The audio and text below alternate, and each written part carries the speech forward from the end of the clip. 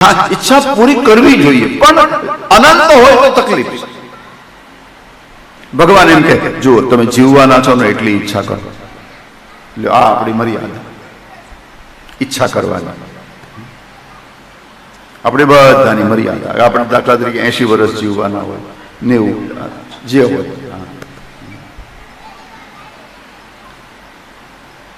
જીવવાના હોઈએ એટલી ઈચ્છા કરવી. તકલીફ આપણી શું છે? જીવવાનો છે માણસ 80 વર્ષ અને યોજના બનાવે છે 250 વર્ષ. ભગવાન કે આમાં મારી જવાબદારી ક્યાં રહી? તું તો 500 વર્ષની યોજના બનાવે, એમાં હું શું કરું? પછી તું એમ કે મારી ઈચ્છા અધૂરી રહી ગઈ. તું જીવવાનો છો એટલી ઈચ્છા કર તો હમણાં પૂરી કરી દો. અને પરમાત્મા બહુ દયાળુ છે. આપણે જેટલું જીવવાના છીએ ને એટલી વ્યવસ્થા તો પ્રભુએ આપણી કરી જ દીધી છે. થઈ જ ગઈ છે. પણ હવે આપણે તકલીફ શું છે કે આપણે તો આપણા મરી ગયા પછીની ચિંતા કરીએ છીએ. ન્યા વાંધો છે.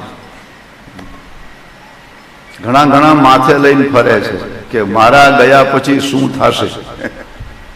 હા, અને ઘણા તો એવા અભિમાનમાં ફરે છે કે હું ગયા પછી આ બધું અટકી જશે.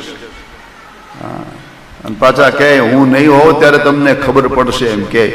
તો પછી એવા લોકોને મારે એટલું કહેવાનું કે અમને કાંઈ ખબર નહીં પડે, તમે નિરાતે જાઓ.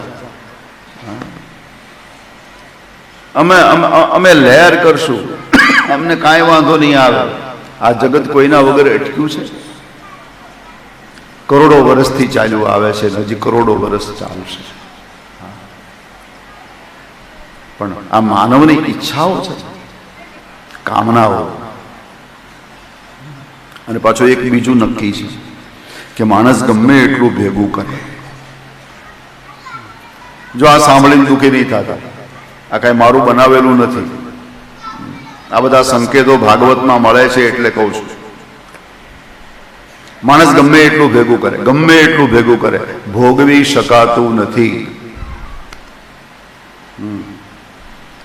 અને આ બધી વાતો ભાગવતમાં એટલા માટે માણસને નર્વસ કરવા માટે નહીં, પણ માણસમાં થોડોક ત્યાગનો ભાવ જાગે એટલા માટે આ બધી વાતો લખી છે.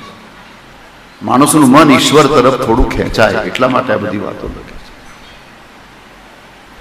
માણસ ગમે એટલું ભેગું કરે, લ્યો ભોગવી નહીં શકાય. આપણે ત્યાં ભગવાન દત્તાત્રેયના 24 ગુરુ છે. એમાં એક ગુરુ મધમાખી છે. મધુહા મધુકા, જે મધને બનાવે મધુકા, અને એક મધુઆ. મધુઆ એટલે મધ વેડનારા. આ બે એના ગુરુ છે. એમાં મધમાખીને ગુરુ એટલા માટે બનાવી કે એ બિચારી ભેગું કરે અને પેલા ખાય કોણ? શિકારી. એટલે આ સંસારનું આ સ્વરૂપ છે. એટલે માણસ ગમે એટલું ભેગું કરે, ભોગવી શકાતું નથી. અને આપણે આમ જો સંસારમાં જોતા પણ હોઈએ, માણસ પાસે કોઈ વ્યવસ્થા ન હોય, કાંઈ તકલીફ ન હોય, પછી મહેનત કરી મોટું મકાન બાંધે ને પછી એમ થાય કે હવે ગુણી ભરીને સાકર લઈ આવું.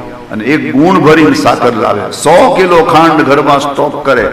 હવે નિરાતે ખાવ ત્યાં ડોક્ટર કહે કે હવે તમે સાકર નહીં ખાતા. કેમ? ડાયાબિટીસ છે. આ ડાયાબિટીસ નામનો રોગ છે ને લગભગ બંગલાવાળાને જ છે. હા, જેના ઘરમાં ખાંડ નથી ને એને બિચારાને કાંઈ નથી. આનો સીધો અર્થ નીકળે ભોગવી નથી શકાતું.